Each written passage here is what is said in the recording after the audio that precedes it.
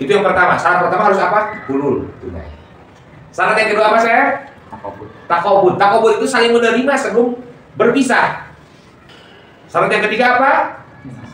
Mumasalah. Harus sama, harus seimbang. Kalau punya Asep 5 gram, berarti emas punya kakek 5 gram. Nah, jika satu ilat tapi beda jenis, seperti naon? Emas dengan perak, Asep perak, kakak emas. Atau beda ilat, berbeda jenis, emas dengan beras, atau beras dengan kurma. Kalau beras dengan kurma berarti itu satu ilat beda jenis. Maka syaratnya ada dua. Yang pertama harus hulul tunai. Yang kedua harus takobud. Yang tidak ada apa? Mumasalah. Jadi mau mungkin seimbang. Coba lamun disyaratkan harus seimbang. 5 kilo. Nah, saya pegang 5 kilo. Non emas. Hari kakak enak di karungan beras 5 kilo. Gelo beureun cek batur teh. Hari Asep dari kanan. Jika ada transaksi dua komoditas, kemudian dia tidak mumasalah, tidak masuk dalam kategori mumasalah seimbang, maka masuknya ke riba apa? Riba fadl. Jika pertukaran atau jual beli dua komoditas teh itu tidak masuk dalam persyaratan takobud, saling menerima dalam satu majelis akad, maka masuknya kemana? Riba yad. Jika transaksi dua komoditas, tapi salah satu komoditas teh dikenakan tempo, masuk kemana? Riba nasab. Karena apa? Karena melanggar persyaratan hulul.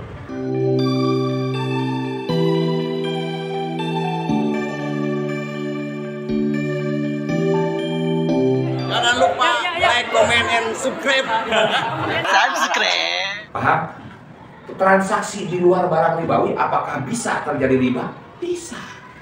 Apakah bisa terjadi khususan dalam sebuah transaksi? Bisa. Ada persyaratan-persyaratan khusus lain, tetapi bukan persyaratan barang ribawi. Kan persyaratan barang ribawi ada 3, oke? Kemarin ada 3 syarat. Yang pertama apa? Hulul. Hulul itu apa? Tunai. Yang kedua, takobud. Takobud itu apa? Ya dan biarin, saling menerima sebelum berpisah. Yang ketiga apa? Mumasalah, seimbang, silih akurat. Nah, ada 3 syarat itu. Bagi transaksi di luar barang ribawi, tidak terkena syarat ini. Artinya apa? Bisa tidak tunai, bisa tidak takobud. Artinya bisa tidak takobud, narima pada hari tak. Kan hari itu biasa seperti itu. Jadi ketentuannya beda dengan syarat-syarat barang ribawi. Jadi barang ribawi persyaratannya ketat. Syaratnya ada 3 TA. Nah, syarat yang 3 ini tidak mutlak untuk keseluruhan barang ribawi. Ingat perkara yang tadi. Bahwa yang pertama dilihat ilatnya dulu, yang kedua jenisnya dulu. Ilat dan jenis. Apakah naked dengan naked, atau to'am dengan to'am, atau berbeda ilat, naked dengan to'am, atau berbeda jenis di antara naked, antara dahab dan fiddah, atau antara korma dan beras, ditukeran anak jual beli. Jadi kita harus lihat kalinya pokok nama rumusnya gitu. Rumusnya kalian harus masuk ke dalam otak kalian itu, dihafalkan bahwa itu ilatnya apa, jenisnya apa. Karena itu berpengaruh terhadap hukum, berpengaruh terhadap ribanya juga. Ini jenis riba apa? Paham? Jika satu ilat dan satu jenis, berarti naon? Contohnya, satu ilat dan satu jenis berarti apa? Seperti emas dengan emas. Emas eta ilatnya apa? Naked. Oke? Jenisnya apa? Dahab, emas. Kakak transaksi dengan Asep. Asep punya emas, kakak punya emas. Kakak teh bogoh karena perhiasan Asep. Asep halus tukeran jeung emas urang. berarti akan terjadi transaksi tukar menukar. Jual beli itu haram dalam Islam. Cik urang tukar menukar kan intinya jual beli itu kan tukar menukar. Paham? Nah, menukarkan barang emas Asep dengan emas kakak. Maka termasuk transaksi satu ilat, satu jenis. Ilatnya naken, jenisnya emas. Persyaratannya ada berapa sih? 3. Ada 3. Jika satu ilat, satu jenis, ada 3. Ya review ya, mereview kemarin. Bisa kalian ingat. Naon, kulul harus tunai. Transaksi kakak jeung Asep harus tunai. Tidak bisa dianjuk. Aduh, saya tapi kakak tuh lupa nggak bawa emas, muka kakak. Cik Asep tuh naon kakak, ada bercanda ke kakak. Cik Asep teh, tuh geran emas Asep di kakak. Bari kakak menerima emas Asep belum menerima emas dari kakak. Udah tunai. Itu yang pertama. Syarat pertama harus apa? Kulul, tunai. Syarat yang kedua apa saya? Takobud. Takobud itu saling menerima sebelum berpisah. Hari tunai mah cereng. Hari takobud mah dua anak menerima sebelum berpisah. Syarat yang ketiga apa? Mumasalah harus sama, harus seimbang. Kalau punya Asep 5 gram, berarti emas punya kakaknya 5 gram. Tidak boleh karena cek Asep, aduh kak, ini mah saya dapatkan dengan susah payah melalui pelelangan kak.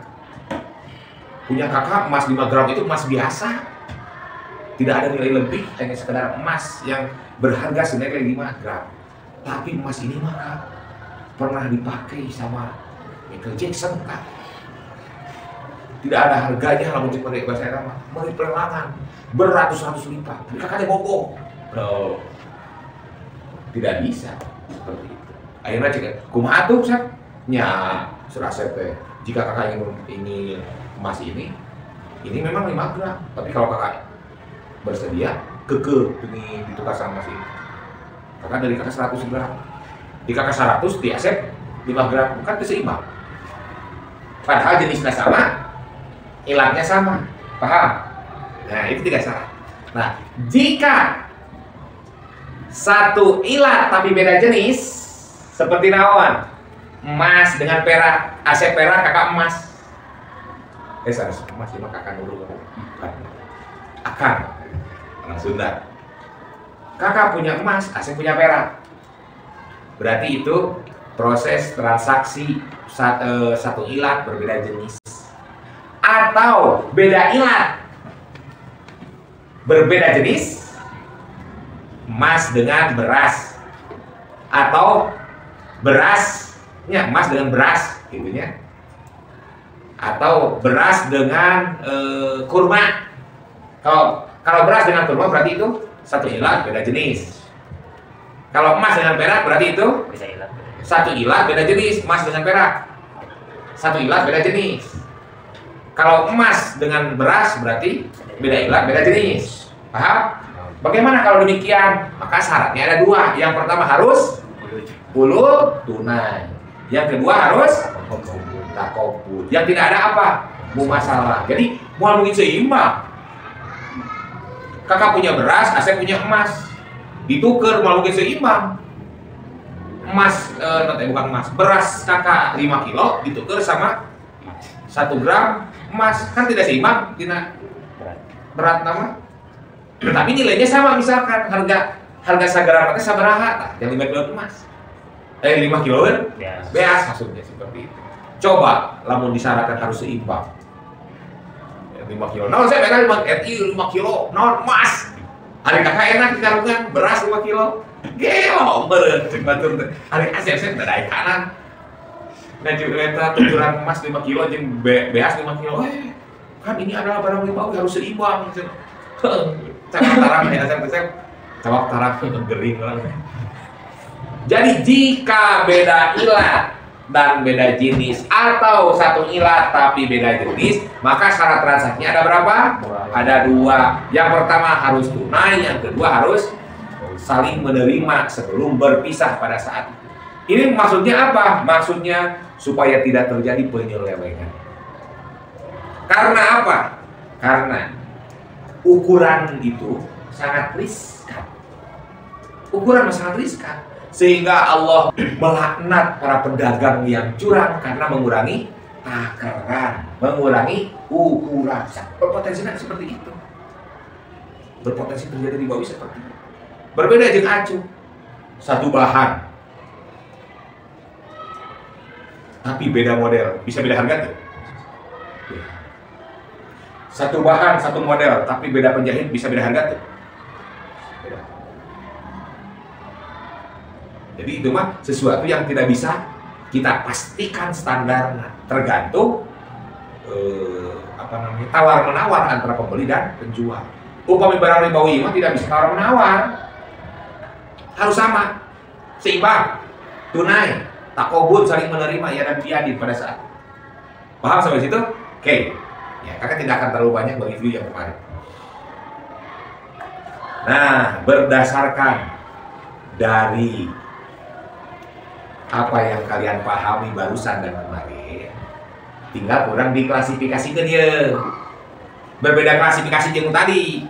Hari tadi mah dari dilihat dari kategorinya, tiba teh aya anu disebut naona ilat dan jenis, aya anu disebut nakad dan to'am, jenisna nakad dan to'am, upami dari kategori mah jenis dan ilat. Nah, ayeuna mah pembagian riba. Oke, pembagian riba. Riba itu kabagi karena tiga. Jadi riba itu secara global, nah itu ada tiga. Yang pertama riba fadl. Riba fadl itu artinya riba karena ada kelebihan. Bi ay yazida ahadal iwadaini. Kuyen nambahan salah sahiji dari dua komoditas. Itu riba fadl. Sebelum pembahasan karena riba fadl, orang langsung pula menyebutkan satu persatu pula dari jumlah pembagian riba. Hiji riba fadl. Yang kedua ada riba yad. Artinya di antara keduanya itu sudah berpisah dari majlis akad sebelum saling menerima. Jadi barangnya sudah diterima tuh nih. Cek asep teh sae. Cek asep bogoh karena barang kakak bogoh karena barang asep. Emas 5 gram eta teh senilai sama 5 gram 5 gram. Dibuktikan tuh sudah 5 gram. Oh, duana bogoh. Asep bogoh karo kakak bogoh karo asep. Bisa tuh gitu mah, kurang tukeran ah. Sok. Gitu. Asep tapi belum menjawab iya Asep teh. Tapi sudah diterima. Oke lah, gampang teleponan. Nah, barang Asep buka kan barang kakak Asep. Sambil jalan, Asep di tengah jalan. Alah belah. Langsung telepon kakak. Jadi tukeran barang teh. Asep nyebut jadi tukeran barang setelah berpisah dengan kakak. Barang itu tadi atas hulul. Walaupun sudah hulul, walaupun mumasalah seimbang, akan tetapi karena sudah berpisah dari majlis akad, maka tetap hukumnya riba. Maksudnya riba apa? Ya. Kemudian ada riba nasa. Riba nasa itu bi ayyus taroto ajalun fi ahadil iwadoi. Yani dengan memberikan syarat tempo di salah satu komoditas. Dianjuk salah sahijina. Paham ke? Jadi itu naon teu hulul. Jadi jika disimpulkan begini, gampang. Riba teh aya tilu, hiji riba fadl. Riba karena ada unsur kelebihan.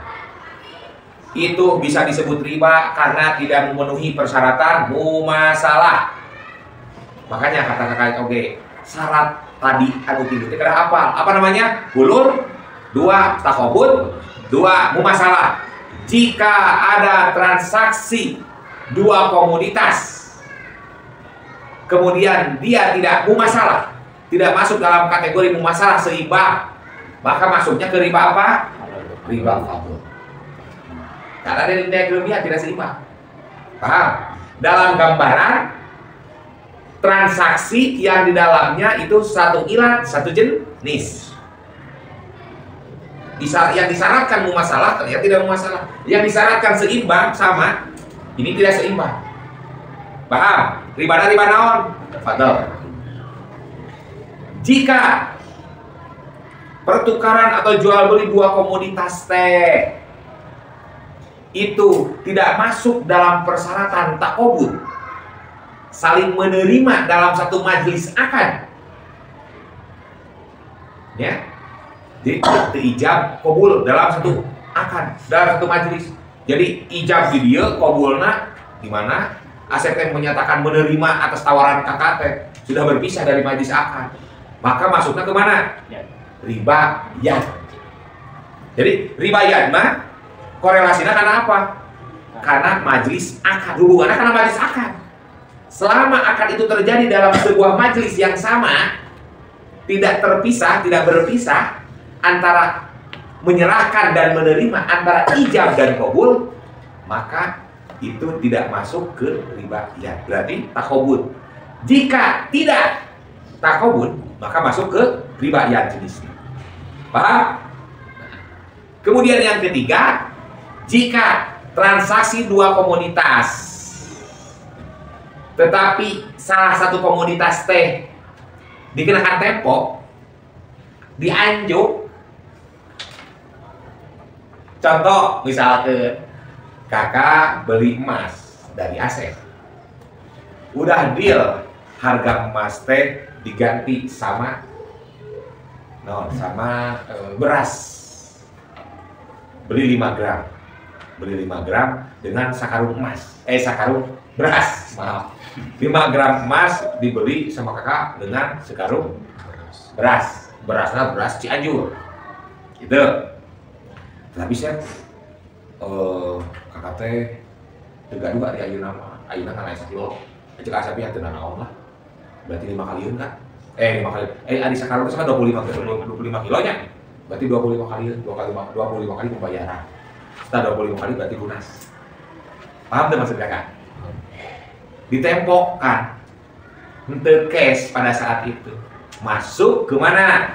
Riba nasab. Karena apa? Karena melanggar persyaratan hulul. Gitu. Kembali lagi ya. Syarat teh yang pertama ulul, yang kedua apa? Takobut, yang ketiga mumasalah. Nah, ya, jika ada transaksi yang tidak masuk ke hulu, tentu neng masuknya karena naon kategorinya riba. Ada teh hulu? Riba nasab.